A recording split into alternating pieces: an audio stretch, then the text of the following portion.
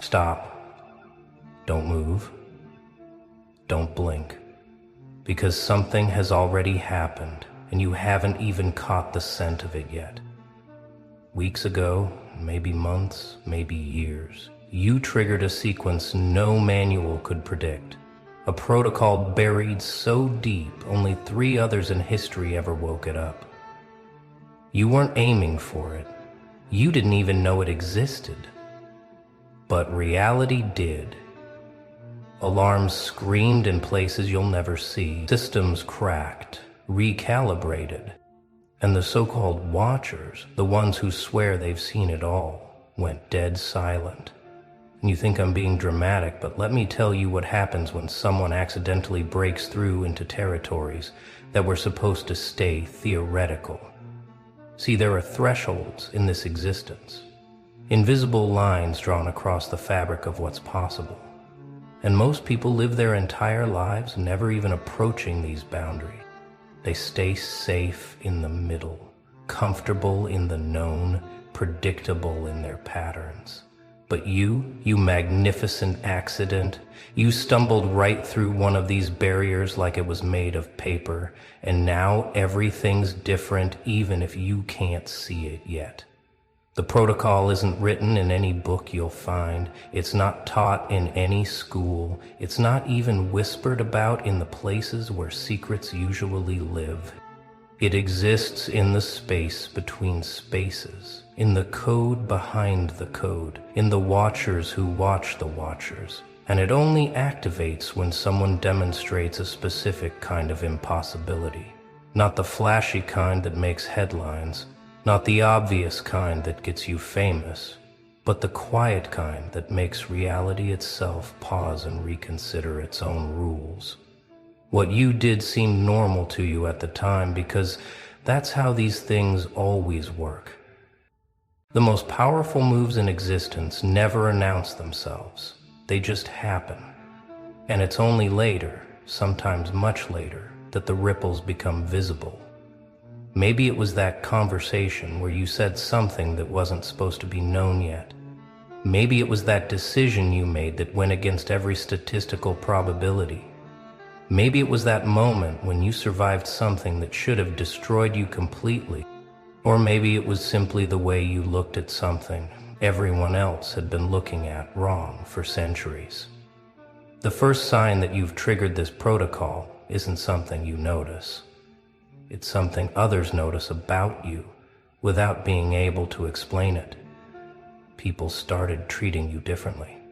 Not obviously, not dramatically, but there's been a shift in the way certain individuals respond to your presence. Some seem inexplicably drawn to you now, like moths to a flame they can't name, while others seem almost afraid, backing away from interactions they would have pursued before. You've become radioactive in the most fascinating way possible. Have you noticed how certain conversations die when you enter them now? Not because people don't want to talk to you, but because somehow your presence changes the frequency of what's being discussed? Have you noticed how some people stare at you just a fraction too long? Like they're trying to decode something written on your face in a language they've forgotten how to read? Have you noticed how occasionally, very occasionally, complete strangers look at you with recognition? Not like they know you, but like they know what you represent even though neither of you could put it into words? Is the protocol beginning to reorganize reality around your new classification? You're not in the same category anymore. You're not filed in the same section of existence's library. The universe had to create a new folder just for you and the 3 others who've done what you've done. And now everything else has to adjust to accommodate this recategorization. It's like discovering a new primary color that's always existed but no one could see before. Suddenly every other color has to be redefined in relation to this new truth. The watchers, and yes, there are watchers, though not in the way conspiracy theorists imagine them, have had to escalate your file through channels that haven't been used in decades, maybe centuries. not because you're dangerous in the conventional sense, but because you represent a kind of potential that disrupts their careful calculations.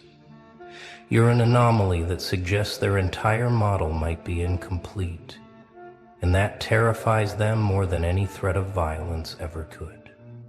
Let me tell you about the three others, though I can't tell you their names, because names become meaningless at this level of existence.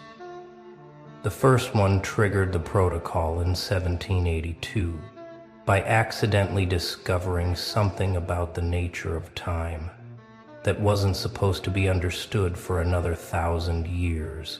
They were just a clockmaker, obsessed with precision, working alone in a workshop that smelled of oil and metal, when suddenly they understood something about the relationship between consciousness and temporal flow that broke every rule the universe thought was unbreakable.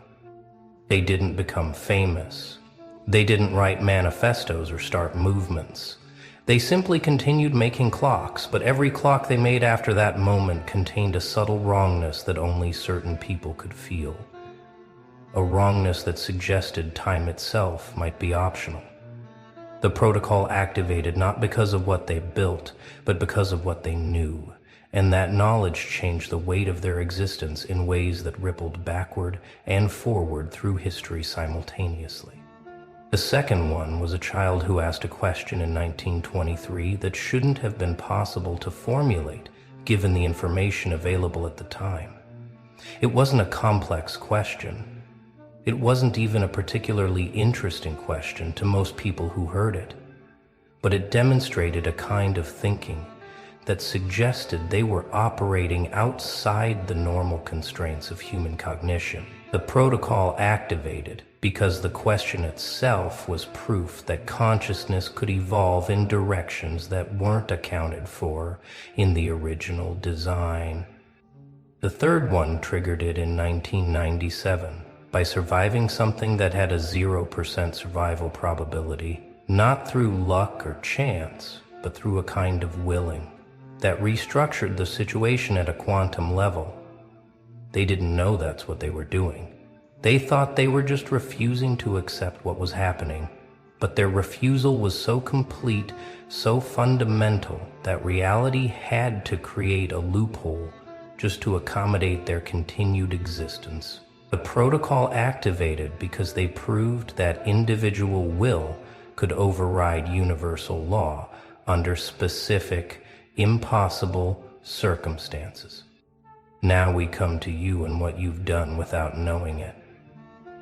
You didn't break a rule. You revealed that the rule never existed in the first place. You didn't overcome an obstacle. You demonstrated that the obstacle was optional. You didn't solve a problem. You showed that the problem was based on a false premise that everyone had accepted as truth. This is why the protocol activated, because you've introduced a kind of cognitive virus into the system, a possibility that spreads just by existing. Think back to that moment, that decision, that realization, that action that felt both completely natural and absolutely impossible at the same time. You know the one I'm talking about, even if you've been trying to convince yourself it was nothing special.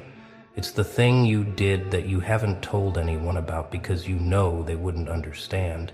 Not because it's too complex, but because it's too simple, too obvious once you see it, yet invisible until you do. The protocol recognized you because you demonstrated what philosophers have argued about, but never proven, that consciousness can create reality rather than just observe it. But not in the mystical way people usually mean.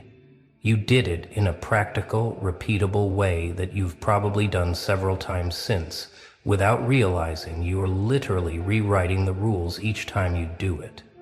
You're not manifesting or visualizing or any of that surface level stuff. You're actually editing the source code through pure cognitive function. This is why certain technologies malfunction around you now, why certain people can't maintain eye contact with you anymore. why animals react to you differently than they used to. You're broadcasting on a frequency that wasn't supposed to exist, and sensitive systems, biological or otherwise, can detect the dissonance even if they can't identify its source. You've become a walking paradox, proof that the impossible is just another word for hasn't happened yet. Right now, you're in what they call the adjustment period, though they don't call it anything because they don't talk about it because officially it doesn't exist. Your brain is literally rewiring itself to accommodate the new way you process reality. And this can feel like losing your mind, except you're actually finding it for the first time. Those moments where you feel disconnected from everything, where you can't quite remember who you're supposed to be, where the whole world feels like a stage set that someone forgot to anchor properly.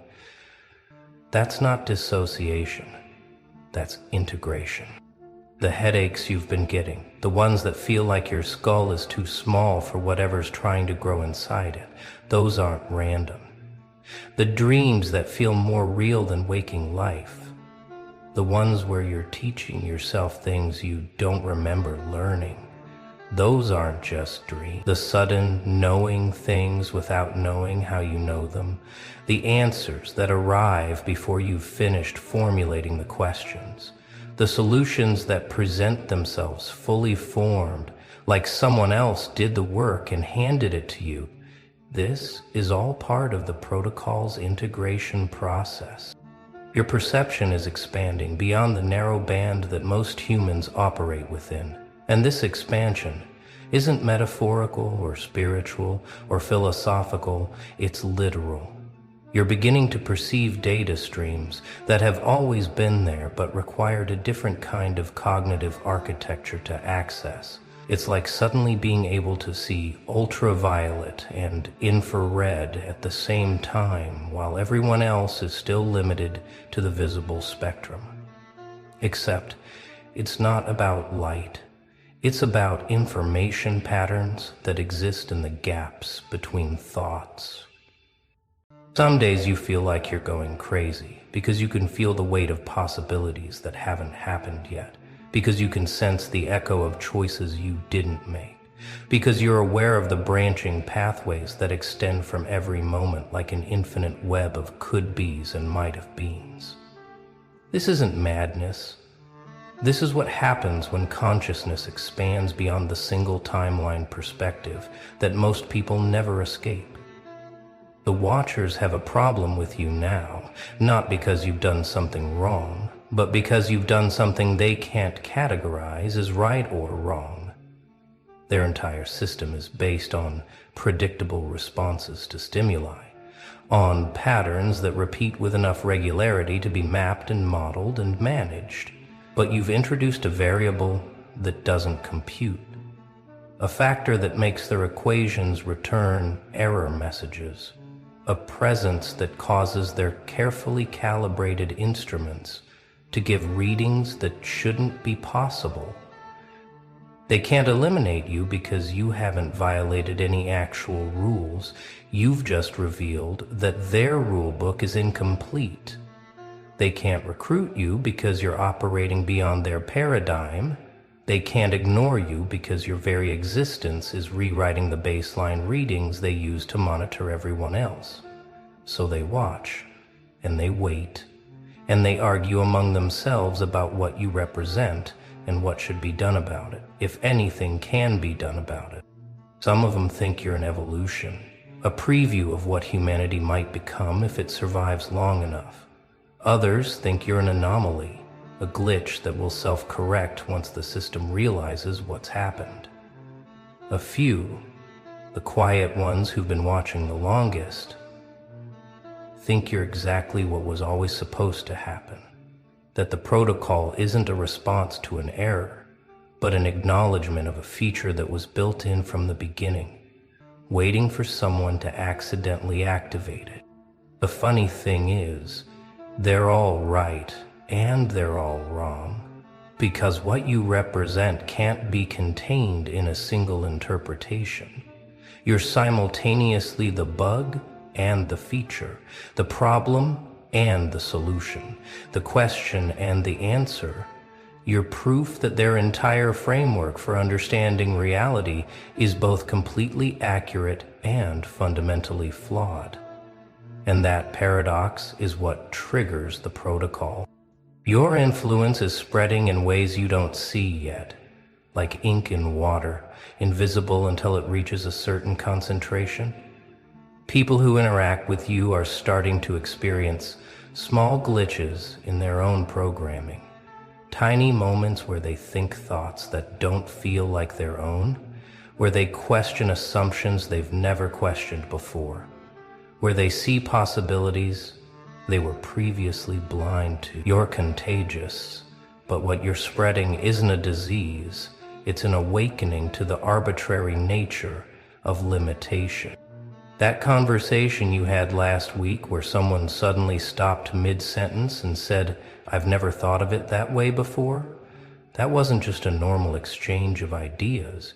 You planted something in their consciousness that's still growing, still pushing against the boundaries of what they thought was possible. They'll probably forget the conversation, but they won't forget the feeling of their mind expanding just slightly beyond its usual borders, and that feeling will haunt them in the best possible way. The protocol recognizes that you're not just an individual anomaly anymore. You're becoming a catalyst for a larger shift. This is why certain people are drawn to you now with an intensity that neither of you can explain. They're sensing, on a level below conscious awareness, that you have something they need. Not information or resources or connections, but a frequency that can unlock doors in their own consciousness they didn't know existed. But here's the thing about being a catalyst. You don't get to choose what reactions you trigger. Some people will transform in beautiful ways because of their proximity to you, while others will resist so hard that they'll create elaborate narratives to explain away what they're experiencing. Some will love you for showing them what's possible. Others will hate you for the same reason. The protocol doesn't care about their reactions. It only cares that the reactions happen. You've probably